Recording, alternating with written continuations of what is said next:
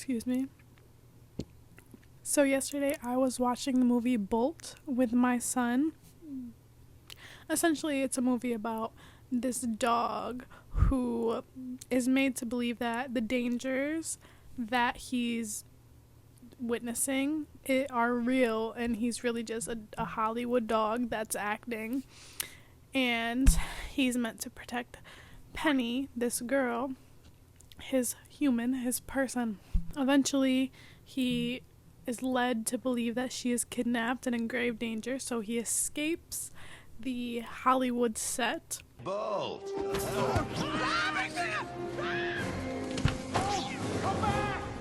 And goes on this journey to find her. Now, you may be like, what the hell does this have to do with my divine counterpart? What does this have to do with anything, Jada? Today I was sitting in the shower, quite literally sitting in the shower, because this is what I do when I'm feeling a lot of heavy emotions. I want the water to still be moving, but I need to sit. So I was quite literally sitting in the shower when this movie came back up into my psyche. I was questioning, what does this mean? And I was getting flashes in my mind. Now, Bolt is a white dog, as you can see, and he has a black lightning bolt on him.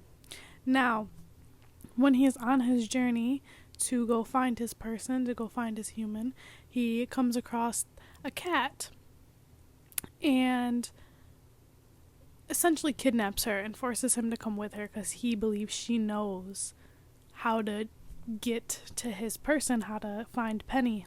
Almost instantaneously, when the black bolt came up, as well as the black cat who has white spots, the white dog with the black spot, and then the black cat with the white spots, it was very much saying to me, this is a reflection of our divine masculine and our divine feminine.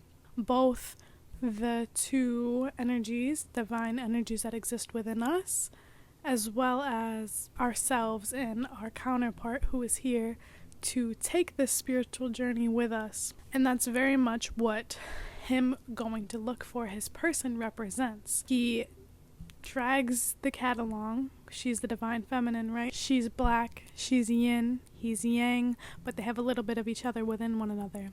And he drags her along because he believes that she has the key to finding his person. She doesn't believe she does. She's going along out of fear.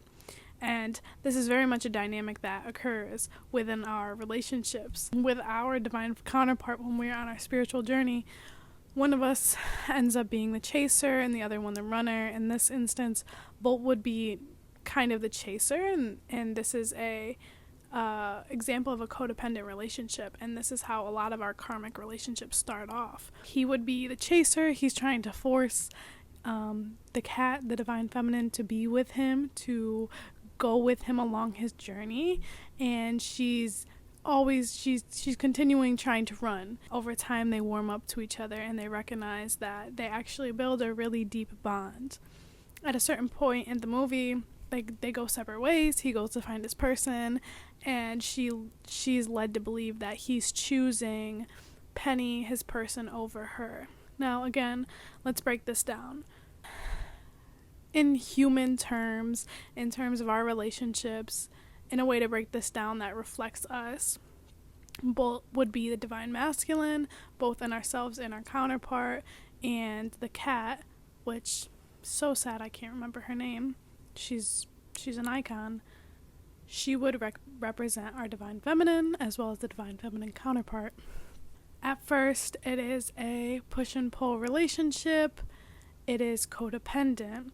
Over time, it becomes healthier, and they learn to bond and unlearn all of the past conditioning that they have been programmed to believe. Bolt lived in a matrix-like setting where he was constantly performing and acting, and being led to believe that there was more fear out there than there actually is. And that's very true for our divine masculine side.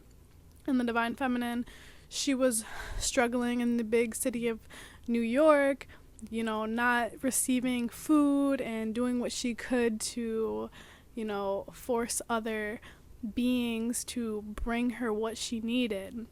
And this shows the imbalance in our divine masculine aspects to protect and do, as well as our divine feminine to receive and create. When they come together, they are able to work together very well to find food and to stay safe and to provide each other what the other may be lacking. Now the separation period comes, and this happens a lot within our divine counterpart relationships, because we recognize that although we love one another, we each have both of our masculine sides, or sometimes more so our masculine counterpart will recognize that there is a greater goal beyond the relationship. There is something outside of the relationship that is connected to us individually in our individuality that is meant for us to go after. And when our egos are involved, we can begin to think that this is an attack on the love that somebody has for us. In the movie, there's also a hamster, his name is Rhino, that tags along with them, and he could be representative of a lot of ancestors that we have around us, spirit guides. Some of us are children. He doesn't see the world. He hasn't seen the world like either of them have. He sees it in a very different light, as he's only seen it through TV before, so he's very courageous. And he convinces the divine feminine that the divine masculine needs their help, and that, they aren't separate from him. She begins to go back after him, and in this dynamic, the runner then becomes the chaser, and the chaser then becomes the runner, vice versa. The tables will turn. They meet up, and Bolt, the divine masculine, finds Penny, and in this case, Penny is the goal. It's the greater objective in this life. It's the purpose. It's God. I feel like it's also important to mention that right before Bolt went to save Penny, right before he went to extinguish this goal and achieve it, he got deterred. He was, what's the word I'm looking for? He became almost insecure in his capabilities to achieve this, to receive this love. And this is where the divine feminine came in and pushed him even further and said, this is for you. This loves you. You need to be open to receiving this in its fullest form. So he went back at it and went to go achieve this goal and went to go secure this bag, in a sense, once more, and this time he was successful. So this goes to show that our masculine and our feminine, both the aspects in ourselves and the roles that we play in our relationship, they can't achieve this goal. They can't achieve and reach this higher objective without one another. When they finally come back together, they meet back up. Bolt saves his person, Bolt saves his objective, Bolt saves his faith, his spirituality from burning to the ground and essentially dying. And after this, they all are able to come together and live harmoniously with Penny, with God, with the goal, with the objective. Now I know we're kind of all over the place, and if you're still here, it must be ringing some truth to you already, so I'm going to break it down a little bit further. When we are in our divine masculine and divine feminine states, when we meet a counterpart, or when we are balancing these two energies inside of ourselves, we're going to go through very similar processes, where at first there's going to be a little turmoil in our relationship, and we're very much attracted to one another. These sides of ourselves are very attracted to one another, but they don't quite understand how to work together. Over time, they begin to learn, and as soon as they become very confident in one another and how they work with each other, there is a greater objective that is presented. There's a greater goal. There's a greater seed that is planted in us from the divine, and our purpose and our mission here on earth. At this point, the divine masculine aspects of ourselves and the divine masculine counterpart, though I would agree that it is more so the divine masculine aspects in both of us, that are challenged to go and create something outside of our relationship and outside of ourselves. And this is how we break that codependent pattern within our relationships, is by striving for a greater vision and a greater desire, a greater purpose outside of just this relationship.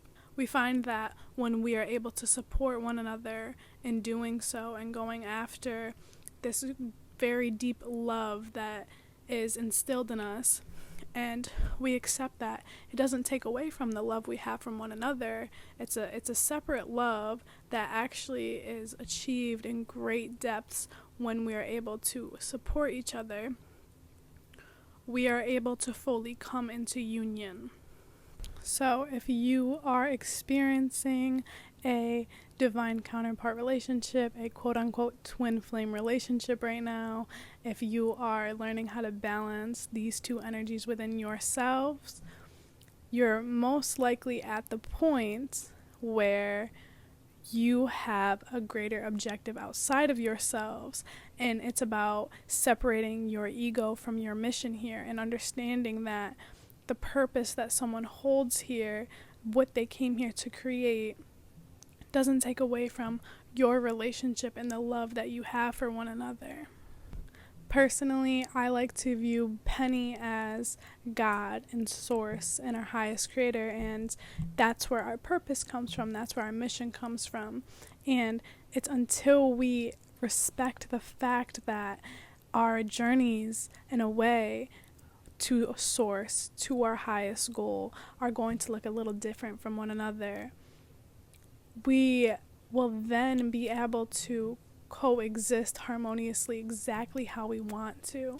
In the end, Penny, of course, takes in Bolt and Kitty Cat and Rhino the hamster, and they're all able to live together, and they all play their own role. At the end, we see the cat. I'm so upset that I can't remember her name. I feel so disrespectful. 919 on the clock. She's getting love from the mom, and Bolt gets to play outside with Penny, and they all get to exist beautifully in the living room together. And that just goes to show us that you can burn a house, but you can't burn a home. They were able to come together and live in the home together, to exist in their natural states of who they are, and receive and give what was necessary on their part. However, it didn't take away from being able to exist together and love together and the bond that they already had. This sounds a little esoteric and a little bit out there. I hope you guys are catching my drift. I hope that I'm explaining it in a way that is conducive and easily digestible, in a way that I was able to digest it. Right now, we are in a time very much so where the divine masculine and feminine are conjoining, and their energies are coming together.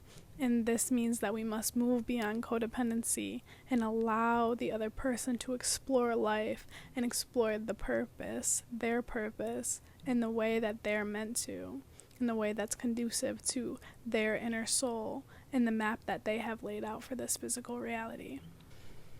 I love you guys so much. If you're on this journey, I'm sending you so much love and light. This is not an easy journey, but in the end, you're going to be in your home.